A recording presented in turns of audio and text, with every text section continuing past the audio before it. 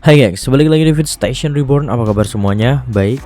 Seperti yang telah Mimin bicarakan, kita kali ini akan membahas si cantik sekaligus ganteng. Dia adalah senjata rahasia sekaligus tembok kokoh, the one and only Kim Hae-jin. Tapi kalian harus tahu ya, perjalanan hidupnya penuh dengan plot twist dan pengorbanan yang menguras air mata, gengs. Kali ini kita akan bedah habis profil, karir, dan perjuangan luar biasa dari seorang Kim Hae-jin berdasarkan catatan resmi perjalanannya. Mari kita mulai.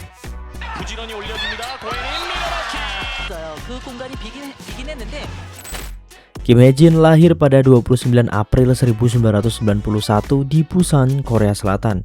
Posisinya di dalam lapangan adalah opposite spiker sekaligus middle blocker. Pemain serba bisa banget lah, meskipun lebih banyak dipasang sebagai seorang middle blocker.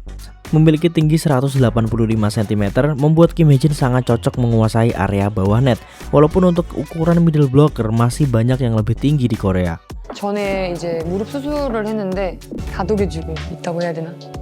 Banyak yang mengira Kim Hae-jin sudah memegang bola voli sejak balita. Jawabannya big no, enggak sama sekali.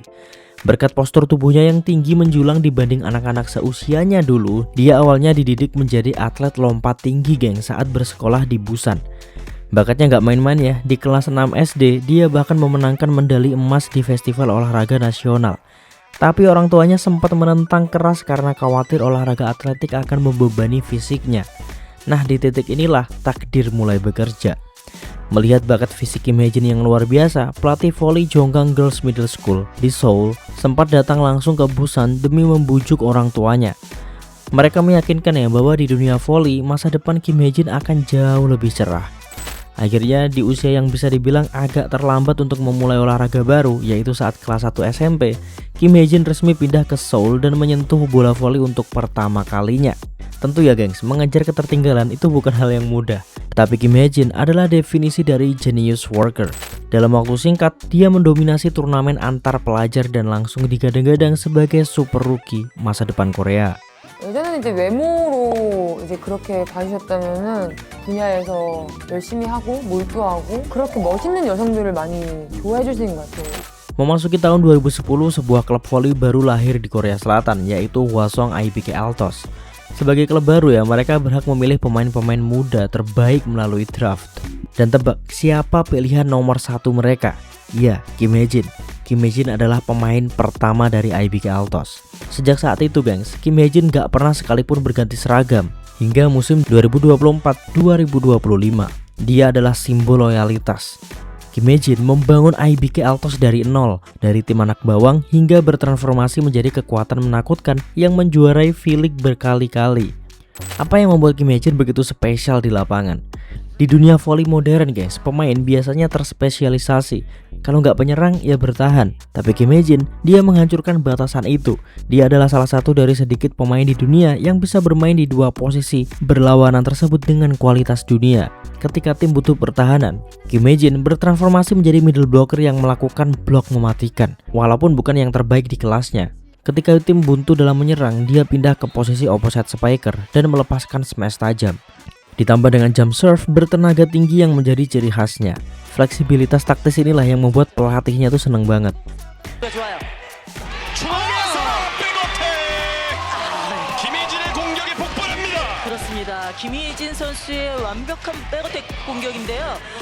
Kalau kalian penasaran dengan gaya rambutnya, ya sejak awal debut dirinya udah berambut pendek gengs. Pernah dia memanjangkan rambutnya sampai bahu, potongan bob gitu dah. Banyak banget yang suka dan emang cantik ya. Tapi gak lama Kim Hae-jin kembali memotong rambutnya seperti sedia kala. Bahkan karena itu dirinya sering dipanggil Hae-jin Hyung atau Abang Hae-jin. Tapi selayaknya perempuan ya, Kim Hae-jin gak suka dipanggil kayak gitulah. Nah, ada alasan di balik hal ini.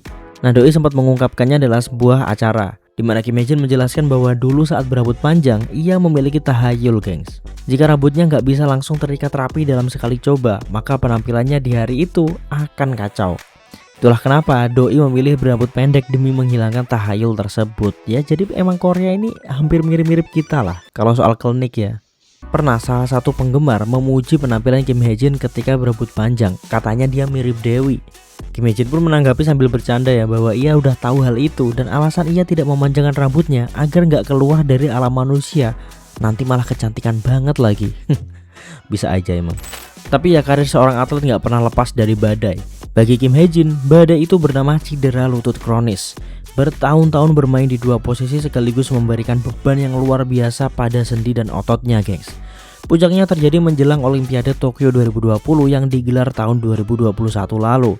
Beberapa bulan sebelum turnamen terbesar di dunia itu dimulai, Kim Hae-jin harus naik ke meja operasi karena kerusakan tulang rawan di lutut kirinya.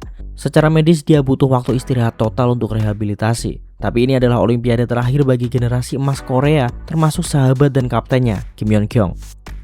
Hae-jin tahu banget nih timnas membutuhkannya. Tanpa ragu, dia memangkas waktu pemulihannya dan memaksakan diri berangkat ke Tokyo dengan kondisi lutut yang belum sembuh total dan masih bengkak. Kalian yang nonton Olimpiade Tokyo pasti ingat banget ya gimana Korea Selatan berhasil membuat keajaiban dengan menembus babak semifinal. Di balik senyum dan selebrasi Hae-jin di lapangan, kamera berkali-kali mengungkap momen di mana dia terpincang-pincang menahan sakit yang luar biasa setiap kali mendarat setelah melakukan smash. Hae-jin ini benar-benar ngorbanin tubuhnya demi kehormatan negaranya, gengs. Perjuangan heroik ini membuat publik Korea nggak hanya menghormatinya sebagai atlet, tapi juga sebagai pahlawan olahraga. Setelah era Olimpiade Tokyo, Kim Yeon-kyung pensiun dari timnas dan tongkat estafet popularitas serta tanggung jawab voli Korea kini berada di pundak pemain seperti Hae-jin. Meskipun dalam beberapa musim terakhir di V-League dia masih harus bergelut dengan pemulihan cedera, persaingan yang cukup ketat, tapi cinta dari para penggemar nggak pernah luntur.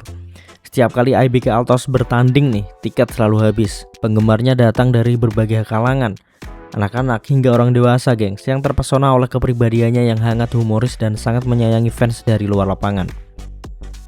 Dari seorang anak kecil yang melompat tinggi di Busan menjadi fondasi klub profesional, hingga mengorbankan lututnya demi bendera Korea Selatan di panggung Olimpiade, Kim Hae-jin telah membuktikan bahwa menjadi legenda bukan cuma soal berapa banyak trofi yang kamu angkat, tapi seberapa besar hati yang diberikan untuk permainan. Kini ketika dirinya akhirnya pindah ke tim yang berbeda yakni Suwon Hyundai Hillstead, Kim Hae-jin gak akan pernah kehilangan atensinya. Dia akan terus menjadi idola baru di tim barunya. Apalagi dirinya gak hanya dicintai oleh masyarakat Hwasong aja, tapi sebagai punggawa tim nasional seluruh Korea menunggu penampilannya. Dan kali ini setim sama Mega, ia bakal dapat cita dari orang-orang Indonesia juga. Ya semoga nanti Kim Hae-jin bisa klop sama Mega ya. Nah itu dia gengs, profil singkat dari seorang Kim Hae-jin.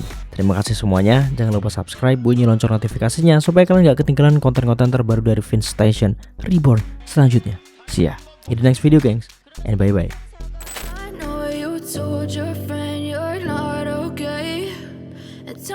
What's wrong and why you never said you felt that way? And guess you're trying to stay strong and fake a smile.